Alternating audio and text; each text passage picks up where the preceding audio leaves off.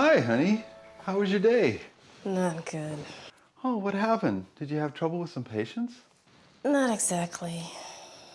The problem is trying to balance patient care with all the paperwork, rules, regulations.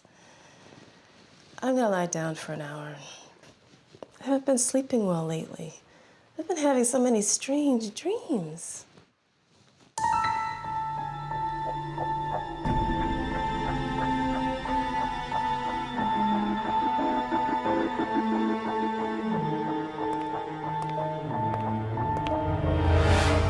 You don't look happy. What's been troubling you? I keep having these strange dreams. Tell me about him. And the one I remember most, I'm at home relaxing after a difficult day, and the doorbell rings. I answer the door, and a man in a suit hands me some papers. He says he's from a collection agency, and that I owe $4,688,000. He says he accepts cash, checks, and credit cards, but not kids or dogs. That's all I remember. What could this mean? Have you been worried about your credit card debt? Well, have you been worried about debt at work then? No, we have decent finances. But I do remember getting a memo about the Medicare bad debt rules. I haven't had the time to read it yet. Could that be what's troubling me? It's possible. I know I can help you by summarizing the important points regarding bad debts. I could use a clear and concise summary. Sure. Okay, CMS will reimburse providers for bad debt related to copays and deductibles for both Medicare inpatient and outpatient services. The bad debt gets written off after collection efforts are undertaken. What collection efforts are required?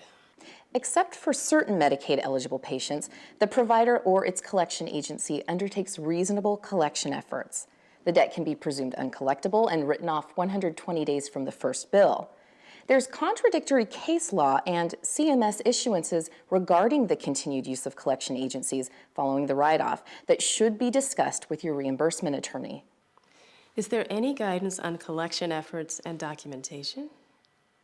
Well, the same collection efforts should be made for both Medicare and non-Medicare patients. The provider can use or threaten to use court action. Providers and collection agencies should support bad debt claims with documentation like lists of beneficiaries' names and health insurance numbers, dates medical services were rendered, dates of write-off, and breakdowns of amounts claimed. What types of debt should not be claimed as bad debt? Well, collection or professional service fees should not be treated as bad debts. The debt should be related only to covered services. Finally, for Medicaid, some state plans pick up copays and deductibles, but sometimes only a certain percentage, and then only for covered Medicaid services. This was very helpful, but I hope I can remember it all. I know, it's a lot to remember, but sometimes the only thing you have to remember is to ask a question. Thanks. I'll remember that.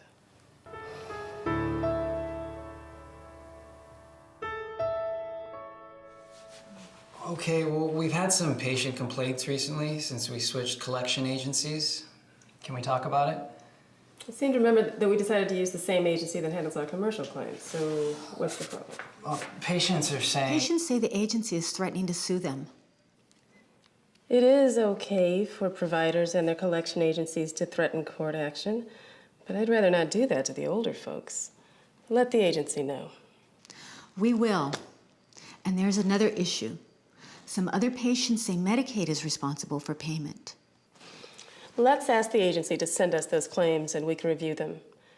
For some people, Medicaid pays copays and deductibles, but sometimes just a percentage or only for services that Medicaid would cover.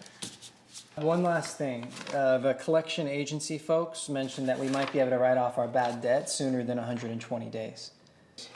That is true, but we need to check first with our reimbursement folks because changes to the existing bad debt policy can impact future claims.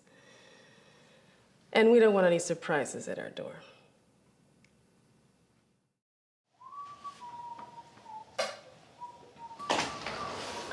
Oh, hi, honey. How was your day? Oh.